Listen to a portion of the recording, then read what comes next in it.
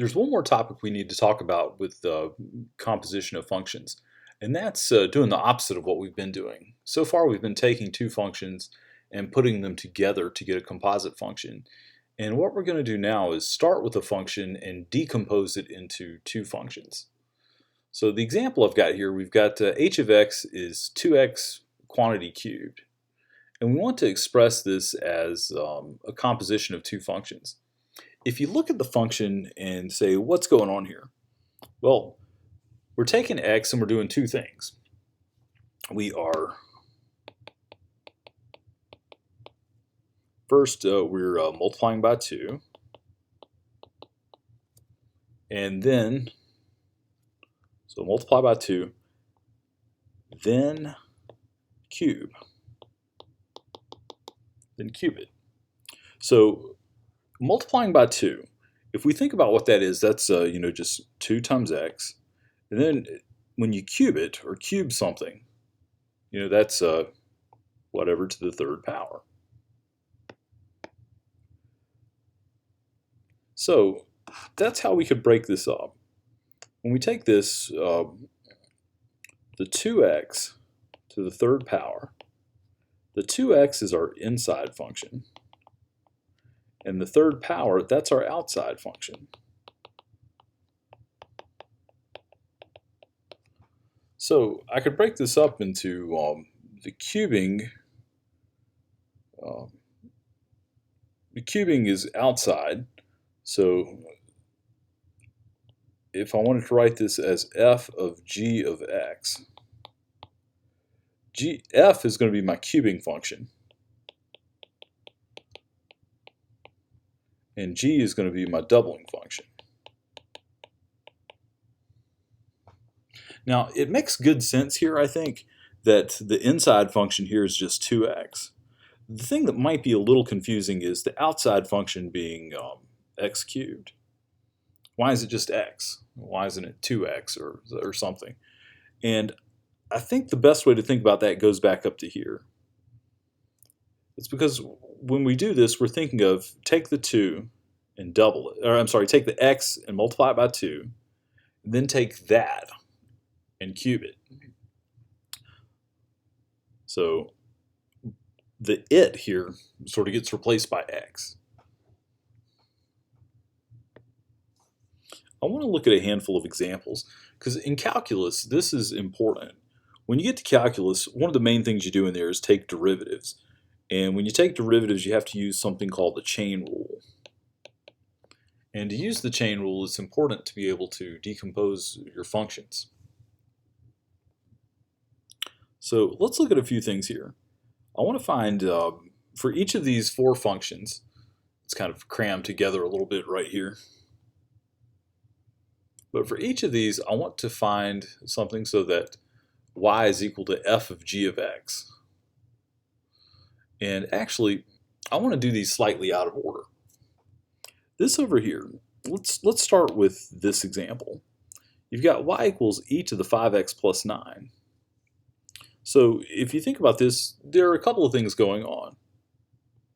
This 5x plus 9 is, the way you can do this is think about what the first thing you would do if you're plugging in a value of x. If you're plugging in a value for x here, say x equals 2, you'd plug in here and get 5 times 2 is 10 plus 9 is 19. So that's my inside function. 5x plus 9. That's my inside. And then my outside function is this e.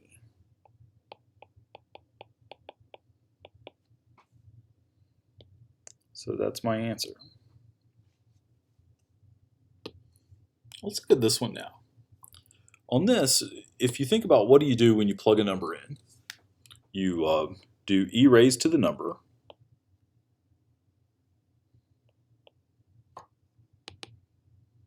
I'm actually going to write it like this. For whatever number you plug in, think of the number you plug in as being it. You take e raised to it, and then you take the cosine of that, or of it. So this is my inside, cosine is my outside.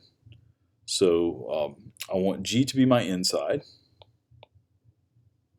and F to be my outside. So G of X is e to the X. F of X is cosine X.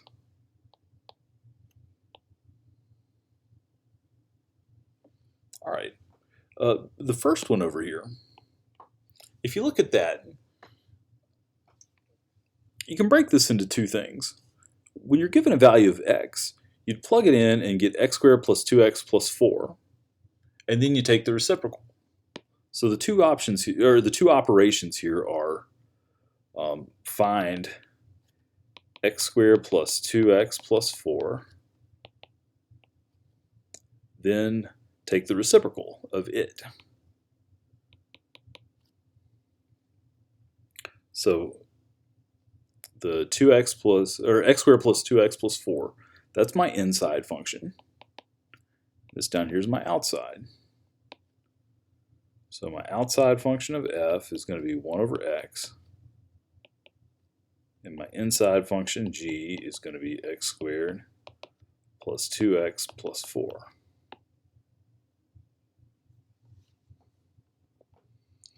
Right. This last one might be a little confusing looking because we got sine squared plus 2 sine x. Remember, sine squared, when it's written like that, means sine of x squared, like this. So if you think about what's going on here, for x, first we take the sine, and then we plug sine of x into this other function. So our inside function would be sine of x, and our outside function would be 3x squared plus 2x.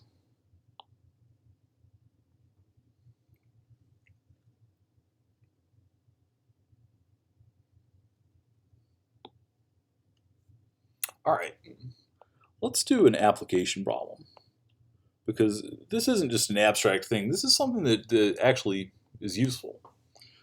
Suppose the store has a sale where everything's 25% off, and you also have a coupon that gives you 10% or $10 off of your total purchase. And we've got two questions here that we're going to answer. If the jacket's 80 bucks, how much would you have to pay for it? And also, if you had $200, what is the most expensive item you could buy? And we're going to ignore tax for this problem. So first up, let's look at this. When you go to make a purchase, two things happen. The 25% discount says, let's say you buy something with a price of X.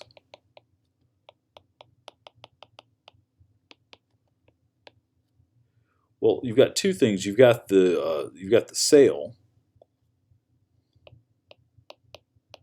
Sale says that what you're going to pay is 25% off. So that means you're going to pay 0.75 times the price. And then your coupon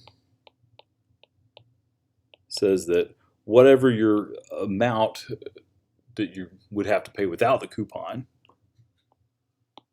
you can subtract $10 from that. So you've got two things going on here. The sale, let's call that one F. And let's call the coupon G of X. So the way this works is first they do the discount, and then you get $10 off.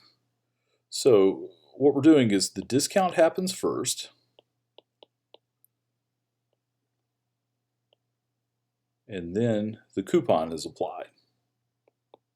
So G of F of X here is,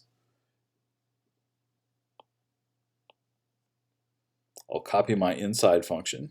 I'm sorry, I'll copy my outside function, G. And then I'll put my inside function inside of it.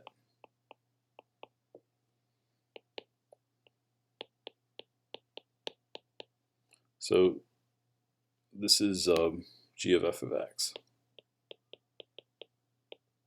And that right there tells you how much you would have to pay for something. So for the jacket was 80 bucks. So g of f of 80. We could do that and get 3/4 of 80 minus 10, which winds up being $50. Now, before we go on, that's not really how you do this. You know, if this were an actual sale, you wouldn't go through and find this function here. Not for this sort of thing. If I had an $80 jacket and I wanted to say, what am I going to pay for it? I would do the two individual things individually. I would say 25% off. Well, that means I'm going to pay $60 for the jacket. And then I get a $10 discount, so that's going to knock it down to $50. But you can do this and come up with just one function that does both of them for you.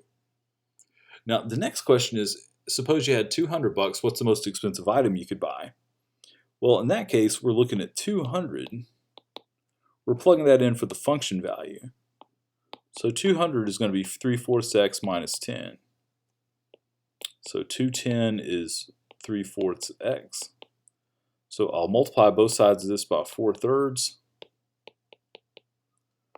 And let's see, 4/3 of 210 is going to be 280.